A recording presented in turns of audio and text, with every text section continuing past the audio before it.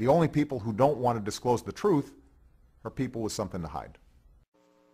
My guest today is a licensed private investigator in the state of Ohio.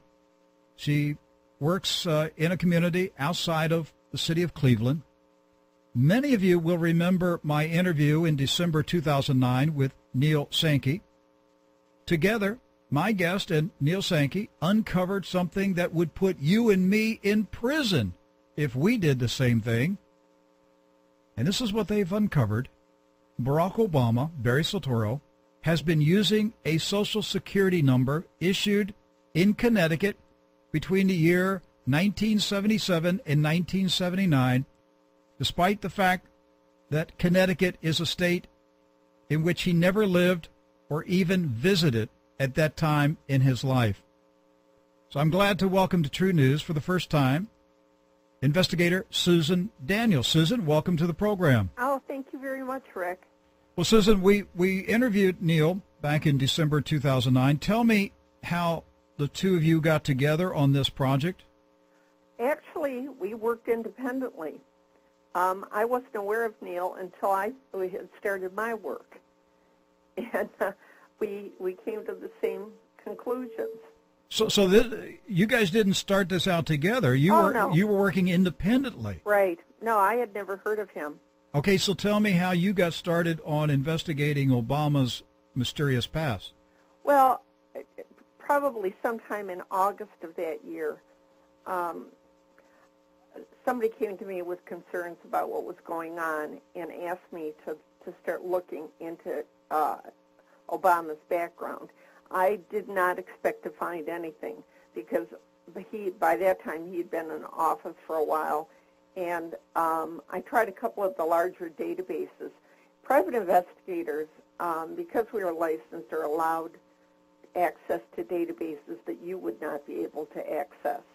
And I could not find him on any of the larger ones, which is what I anticipated.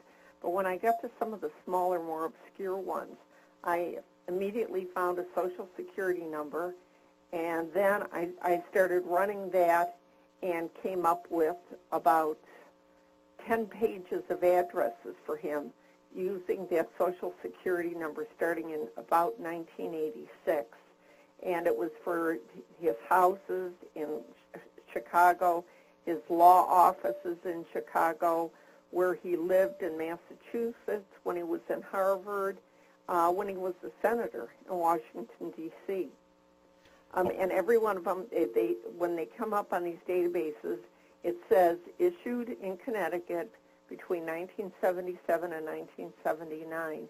Well, we've pinned it down better than that now. It appears that he may have allegedly gotten this number in March or April of 77. At that time, he would have been 15 years old and was in high school in Hawaii. Approximately what year was this that you started this process? It would have been in 2009. 2009. Now, at this time in 2011, have those databases been sanitized? Not one of them, because I just went in the other day, or no, it's within the past 2 weeks, and was able to run the same documents again. All right, so it is still appearing on these databases. Yes. That's interesting that they haven't managed to find a way to sanitize it. Maybe. Well, there's a lot of databases out there. Mm-hmm.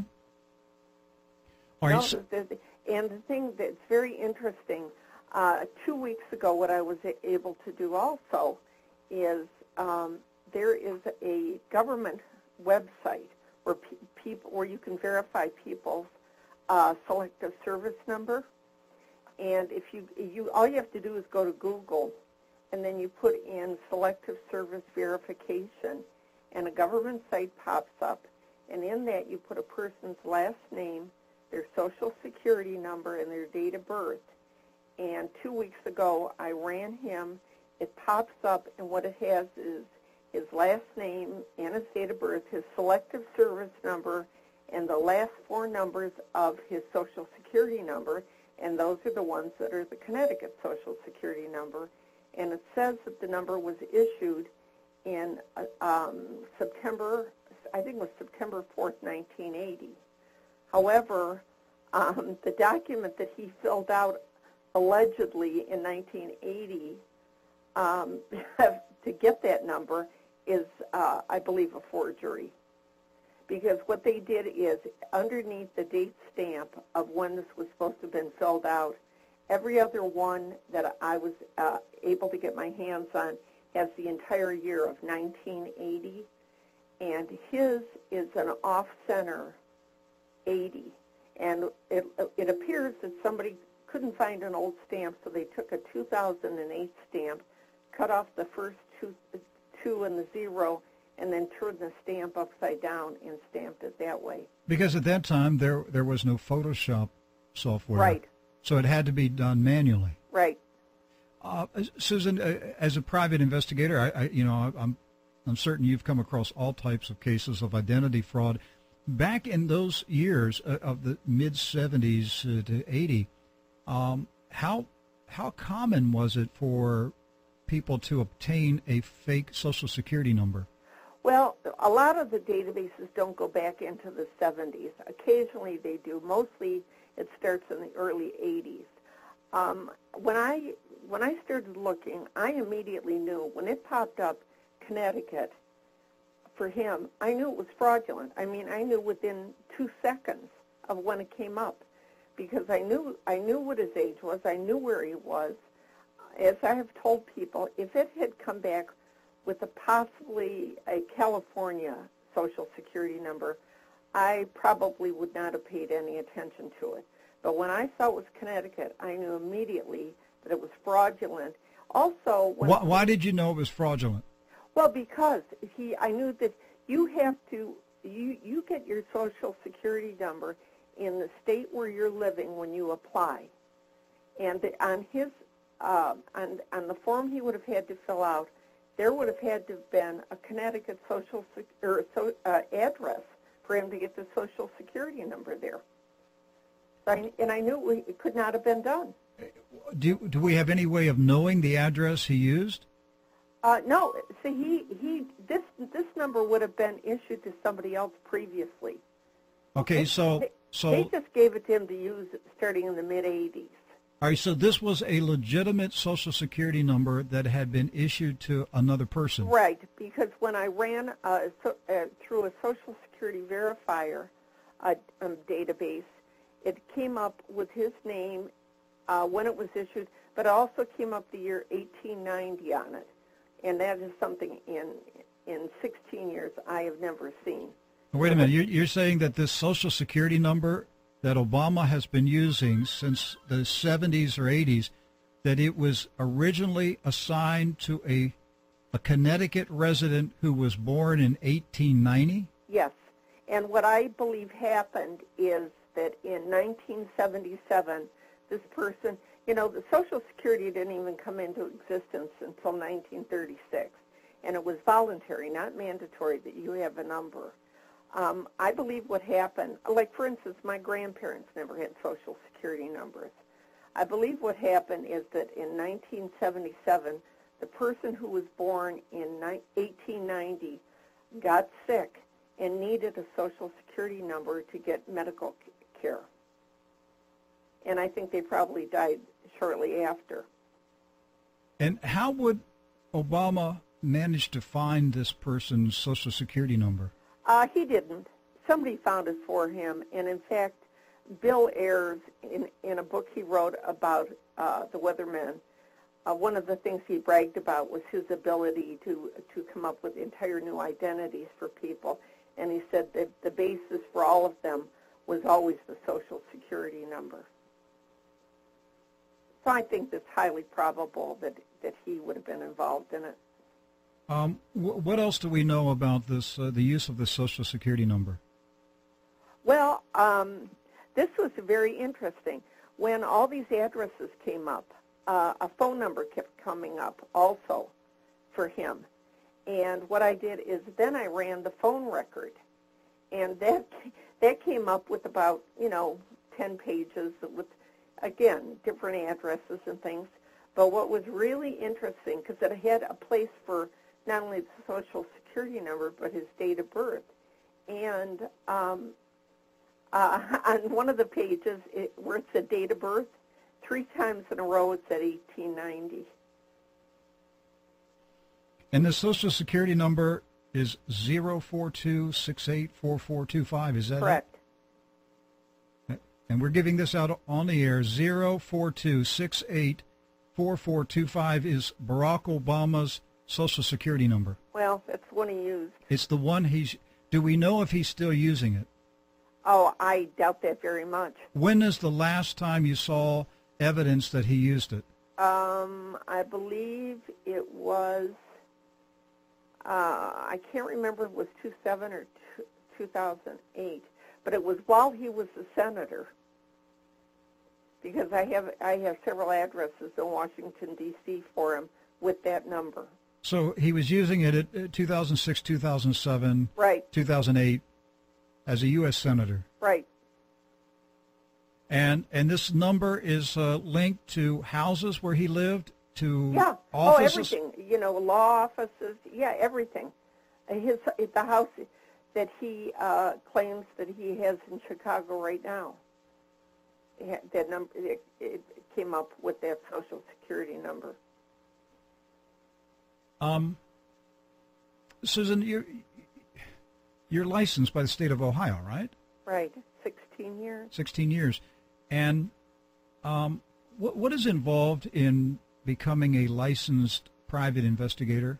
Well, the first thing you have to do is, I've actually been an investigator for 18 years, but I had to work for 2 years under somebody else's license because the state of Ohio requires you to have 4,000 hours of work before you are allowed to go down to the Capitol, which is in Columbus, and you take a written test. You also have a background done by the FBI, and the test is not an easy one. It was a 4-hour test. Which state agency regulates private investigators? Homeland Security. Ohio Homeland Security? Yeah, it's the Ohio Department of Public Safety. It's a division under Homeland Security. All right. If a private investigator makes public accusations regarding an individual that are knowingly false accusations, what are the penalties for the investigator? Oh, I don't know, but I would imagine they'd be significant. I mean, you would obviously risk having your license revoked? Oh, sure. Mm-hmm. And possibly there could be criminal or civil penalties. Oh, I would think. For making unfounded accusations against a citizen of the United States. Well, especially the president, as I've told people, I would have to be a crazy person to make the kind of allegations that I have without the proof. But I have it all documented. All right, I'm not prying into your private life. Is your private investigation firm, is this your primary source of income? Oh, this has been my only source of income for the last 16 years. All right, so you are risking your only source of income by making these accusations against Barack Hussein Obama. You know what? The truth is the truth. And people make a mistake if they live their life in fear, if they're afraid of the truth. And it is what it is. Susan, if I used a fake, if I used a Social Security number issued to a person in 1890, right, and I used it to obtain jobs, mortgages, to get, and I got elected to public office, and somebody discovered that I had been using a Social Security number that was issued to a person who's now dead, what would I be facing? You would be a felon. A felon? That's criminal. You're not allowed to do that.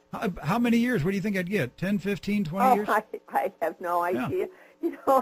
It's a felony. If you were a federal judge right now, they'd give Obama a hug and send him on his way. Okay, so I could be, I mean, if you were a private investigator looking into me for some reason and you found you found a 20-year pattern of using a Social Security number issued to a dead person, and you took it to a federal prosecutor and said, look what I uncovered about this guy, then most likely the federal prosecutor, the U.S. attorney for that state, would open up a federal investigation. Well, you would think that they would. Right. Except, what about he's had all these lawsuits I'm in just the saying, federal court. I know, but I'm just saying a private, an average citizen like you and me. If it wasn't, If you as a private investigator took a file on Rick Wiles that had evidence of a fraudulent use of a Social Security number issued to a dead person,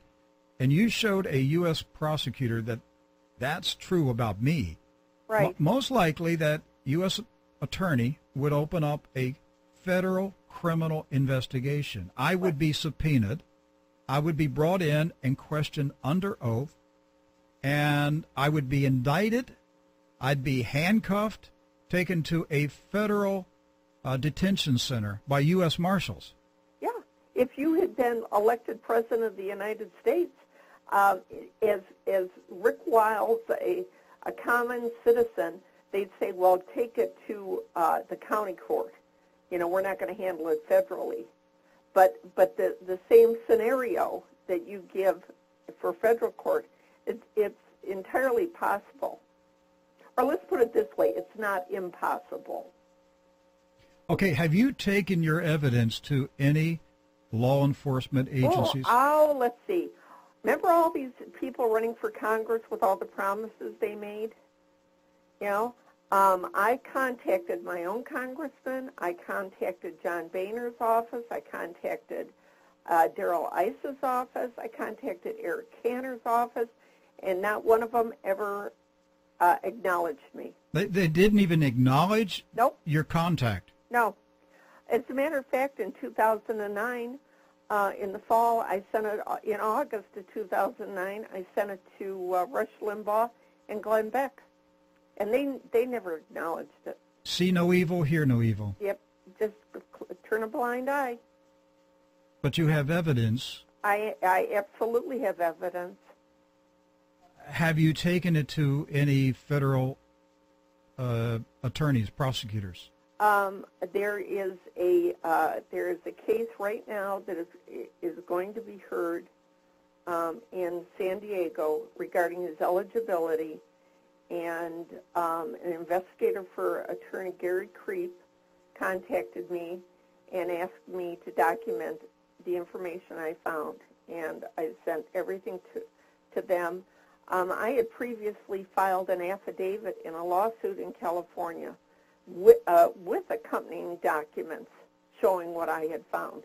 What about going to a federal grand jury? Well, this was a federal lawsuit. Mm-hmm. But I'm saying, what if you, as a citizen, went to a federal grand jury in Ohio and said, to jury foreman, I'm a licensed private investigator. I have evidence of criminal activity. See, I couldn't do that. It would have to be a federal prosecutor bringing me in as a witness.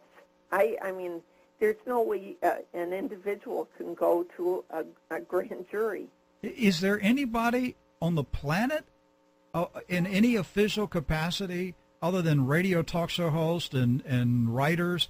Is there anyone who has taken you seriously? A whole lot of people take me seriously. I'm talking about... But nobody in a position of power. That's what I mean, in a position of power. No, absolutely not. I have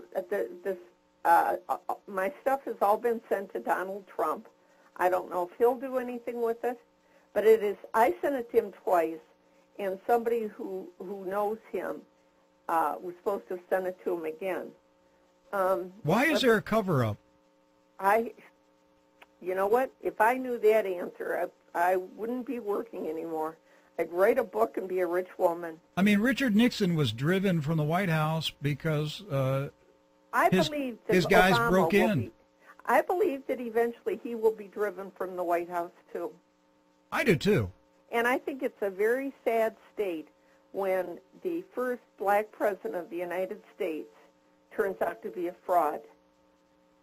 Well, he's only half black. I mean, the truth of it is he's not even half black. His father, if Barack Obama Sr. is actually his father, he was only 1/8 black and was 7/8 Arab.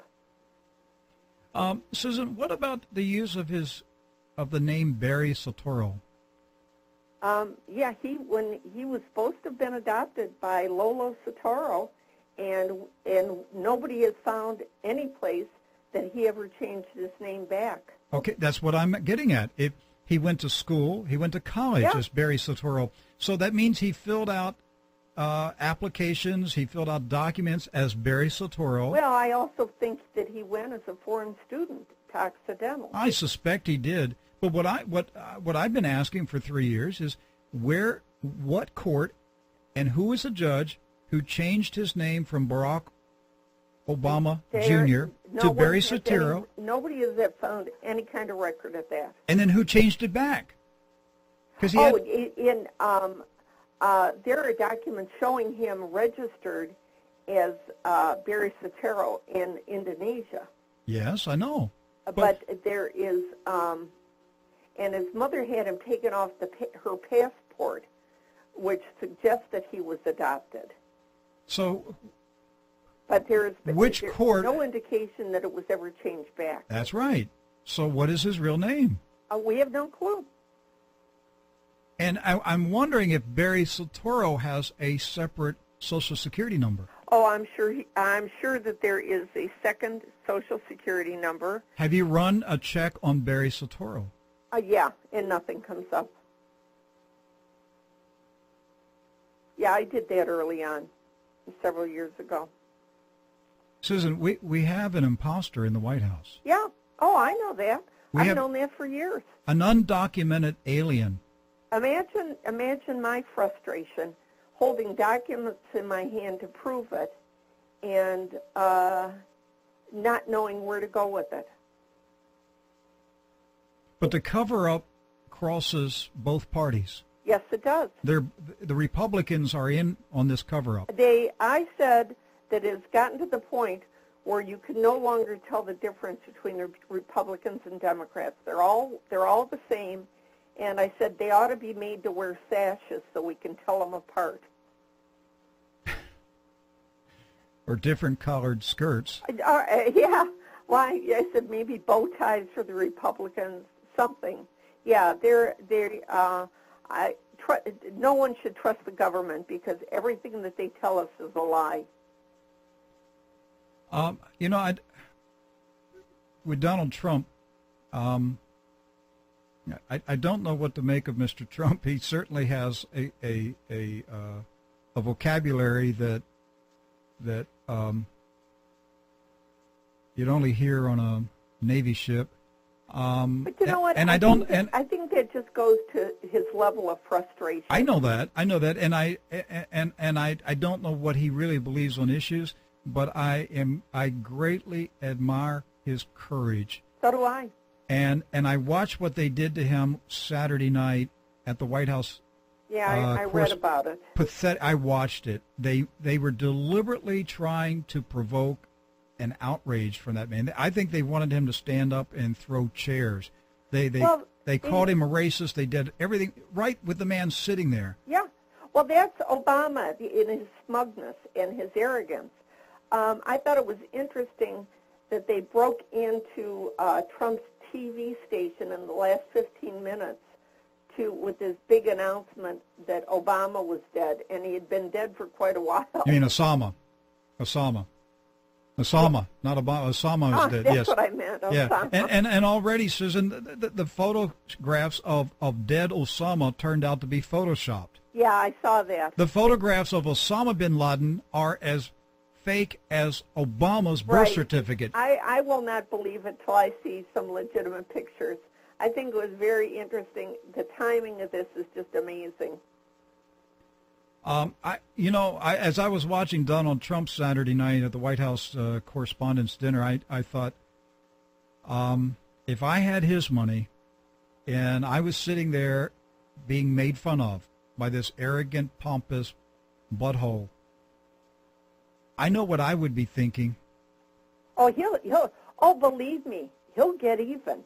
You better believe it. I'd be saying to myself, I'll spend $20 million. Oh, and he will. Yeah. And he will. And I only hope that he uses the documentation I found, because I'd like to be part of bringing him down. Well, Susan, I commend you. Is there any other additional information we need to bring out here in the last? No, actually, I think we've done a pretty good job. Good. All right. And folks, listen, everybody here, please, you're listening to this program. You send this radio program around the world on the internet. You do everything you can to promote this program. You take the MP3 file and you send it to everybody you know, and encourage them to send it to everybody they know. Get it on Facebook. Send it everywhere and tell the world that Barack Hussein Obama, alias Barry Soetoro, is an imposter. He is a smooth-talking street hustler. He is exactly what Reverend Manning calls him, a long-legged Mac Daddy. This is a hustler who should be in prison. He is a dangerous criminal, and he's sitting in the White House, and he's mocking us. He's laughing at the gullible American people who refuse to believe what they are being told is the truth, that he has a fake Social Security number, he has a fake birth certificate, his real name is Barry Soetoro, he's been associated with known communists his entire life. This man is an imposter, and I'm encouraging everyone to pass this radio program around on the internet. This man must be exposed. He must be exposed for the sake of truth and justice and for the sake of the American Republic. He must be exposed. If we do not expose this man for the fraud that he is, we have surely lost this constitutional republic. Because if this can be pulled off, we'll never again know if the man or woman in the White House is who he says he is. This is the issue right now. Can an imposter get in the White House and pull off the grandest lie ever told to the Republic? And I'm not going to let this lying, thieving, street hustler, I'm just not going to allow him to get away with it. It could cost me my life. This is dangerous stuff. This is dangerous stuff to expose who he is and what he is, because the cover-up goes all the way to the top in Washington. The cowardly Republicans either are in on it or they're too cowardly to stand up. I don't know which one it is, but I'm watching the way they're smearing Donald Trump. And the Republicans are smearing Donald Trump more than the Democrats. And so that tells me a lot right there. The Karl Roves, McCain, Cantor, all of them smearing him. Why? Because they can't control him. Well, let's pray for Donald Trump. Let's pray that this man rises up to the level of leadership that we need in this country right now. Whether he runs for president or not, my hope is that Donald Trump does whatever is necessary, spends whatever money he must spend of his own funds to expose Barry Soetoro for the lying snake that he is. Susan Daniels, thank you so much. God bless you. Oh, thank you for having me on. And don't stop. Don't stop. I don't intend to. Keep doing this. My guest, Susan Daniels, private investigator from the state of Ohio. The only people who don't want to disclose the truth are people with something to hide.